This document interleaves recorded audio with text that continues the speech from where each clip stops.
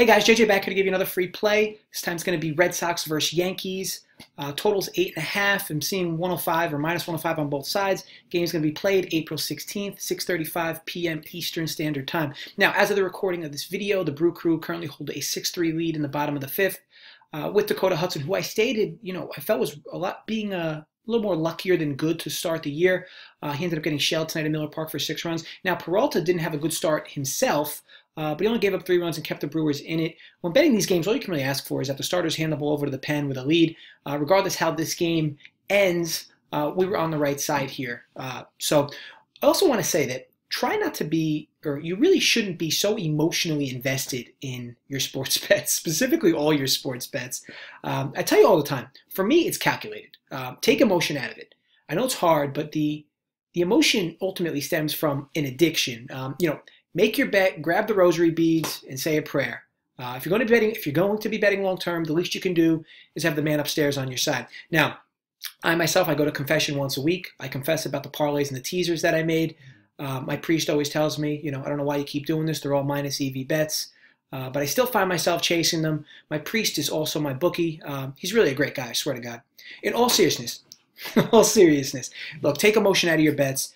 This could be a hobby for some, but a hobby for some, moneymaker for others, but a bad addiction to many. If you find yourself at the edge of your seat every single game, questioning every single decision you've made, it's really time to pull back the reins a bit. I get the whole rush aspect, but hitting that rush every day will slowly become an addiction and certainly not a good one. Remember, I'm offering you guys calculated plays, but there will be losers and there will be plenty of them. So try hard to take emotion out of it, and trust me, you will be plenty happier long-term, win or lose. Okay, so on to tomorrow's game. We have Yanks and Red Sox, Chris Sale versus James Paxton. Big talk coming into this matchup is, what happened to Chris Sale's fastball. So Sale's 0-3 with an ERA of 9. His swinging strike percentage is the lowest it's been since 2012. His four-seamer's down about 4 miles per hour this year, which has seemingly stemmed from a shoulder injury late last year.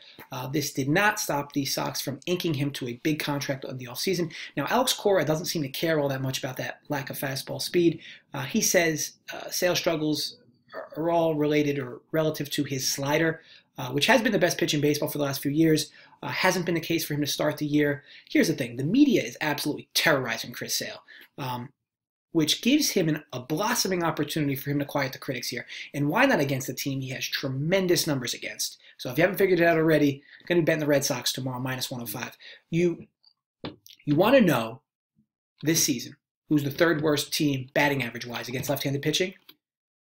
That would be the Bronx Bombers. They're also the second worst in on-base percentage. No Sanchez, no Stanton, no Hicks, no Tulo are certainly hurting them there. Now, on the other side, the whole media's talking about how bad Boston is. Well, to be honest, they've actually hit lefties at 277 or 277 clip and are just filled with power right-handed bats. Injuries are not much of a concern with the Red Sox as they are with the Yankees. And they, like I said, they have the big righties. They have Pedroia, Mookie, J.D. Martinez, Bogarts, Pierce, and of course they have their big lefties as well that fill out that lineup.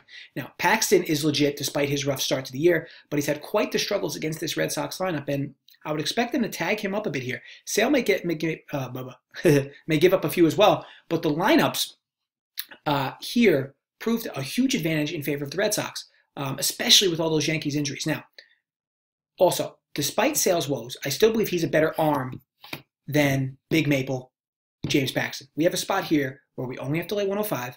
We're getting Chris Sale at a very cheap price because of the recency bias surrounding him. Don't get me wrong, he's lost a bit, but has he lost this much? I don't think so. Now, win or lose, in this spot, if you're getting a good Sale's minus 150 in this spot. When you take into account the Yankee injuries and the fact that Sale would be, his normal self. So with all this said, give me the Red Sox, despite the recent struggles, at minus 105 versus the Yankees, who, newsflash, are also struggling as well and dealing with injuries. We have the edge with the arm, we have the edge with the bats, and we only have to lay a less vig juice than typical at minus 105. I'll happily take the Red Sox in this spot. I want to thank you guys for watching. Please subscribe if you are not already. If you enjoyed the video, as always, thumbs up.